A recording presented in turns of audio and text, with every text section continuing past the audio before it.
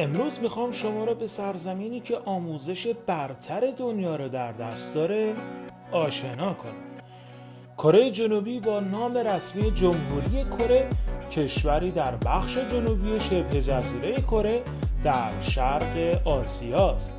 پایتخت آن شهر سئول و این کشور تنها با کره شمالی مرز خاکی دارد.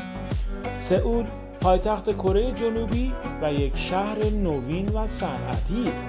این شهر در سال 1948 میلادی پایتخت کشور شد. جمعیت این شهر بالغ بر 10 میلیون نفر و بزرگترین شهر کشور کره جنوبی می باشد. تنش پیوسته با کره شمالی بانی آن شده است که کره جنوبی 2.6% از تولید ناخالص داخلی کشور را به نگهداری و بهبود ارتش خود اختصاص دارد. ارتش این کشور در رده‌های برتر قدرت نظامی جهان جای دارد. نشان ملی جمهوری کره هانگولا از نماد تیگوک تشکیل شده. این نشان در پرچم ملی کره توسط 5 گلبرگ احاطه و تلطیف شده و کتیبه از نام رسمی کشور جمهوری کره با حروف هانگول به صورت یک روبان نشان را در بر گرفته است. تیگوک نشان دهنده صلح و آرامش است. 5 گلبرگ مربوط به گل ملی کره ختمی درختی یا رز شارون است. کره جنوبی کشوری نیمه کوهستانی است و ارتفاعات آن عمدتاً در نواحی مرکزی و شمال شرقی واقع شده است. من جمله کوههای تیسماک. جلگه‌ها در آن وسعت فراوانی دارند و مهمترین رودهای آن عبارتند از هان، ناکدونگ، گئوم، بوکهان و نامهان که آب و هوای این کشور گرم و مرطوب و پرباران است. بندرهای مهم کره جنوبی عبارتند از بوسان در ساحل دریای ژاپن و اینچیون در ساحل دریای زرد. کره جنوبی را میتوان به 4 منطقه کلی تقسیم کرد. منطقه شرقی که دارای رشته کوههای مرتفع و ساحل مسطح است. منطقه غربی با ساحل سطح و وسیع که حوزه آبگیر رودخانه هاست و دارای تپه‌های دوار می باشد. منطقه جنوب غربی با کوه‌ها و دره‌ها و منطقه شمال شرقی که حوزه وسیع رودخانه ناکدونگ است. جزایر لیانکورتراکس و ویلنگ دو شرقی ترین و سوکوترارک جنوبی ترین جزایر کره جنوبی می باشد.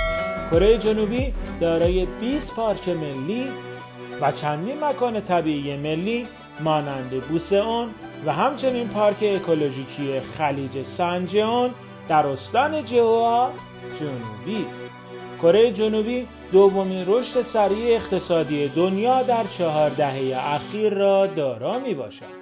در کره جنوبی از سال 1963 و تنها در مدت 40 سال درآمد سرانه بر حسب قدرت خرید نزدیک به 14 برابر افزایش یافته است. این پیشرفت قابل توجه که کره جنوبی را در کمتر از نیم سده بدل به کشوری پیشرفته و ثروتمند نمود اغلب معجزه رودخانه هان نامیده می شود و در مجامع بین المللی صفت ببر آسیا را برای این کشور به ارمغان آورده. همچنین سئول پایتخت این کشور یکی از 10 شهر برجسته اقتصادی و مالی جهان است. این کشور 7مین شریک بزرگ تجاری امریکاست.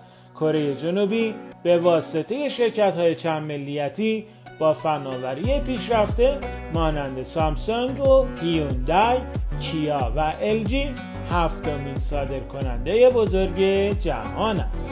حال قبل از اینکه به آموزش در این کشور اشاره کنم، نظر خودتون را در زیر این ویدیو برای من کامنت بفرمایید.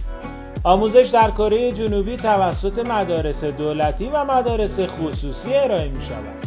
هر دو نوع مدرسه از طرف دولت بودجه دریافت می کنند، ولی مبلغی که مدارس خصوصی دریافت می کنند کمتر از مدارس دولتی است.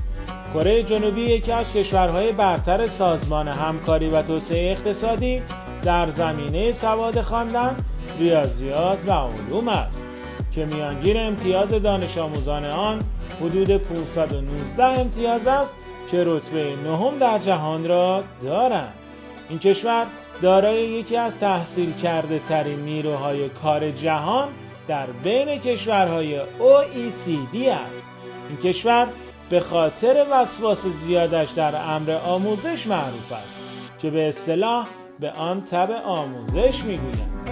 تحصیلات عالی یک مسئله بسیار جدی در جامعه کره جنوبی محسوب می شود و به طوری که از آن به عنوان یکی از ارکان اساسی در زندگی یاد می شود. آموزش و پرورش برای خانواده های کره جنوبی اولویت بالایی دارد، زیرا موفقیت در آموزش برای بهبود موقعیت اجتماعی و اقتصادی فرد در جامعه کره جنوبی بسیار مهم است. حال من شما را به ویدیو بعدی خودم که در رابطه با کشوری است که خلیج آفتاب و شنهای طلایی دنیا را دارد دعوت می‌کنم.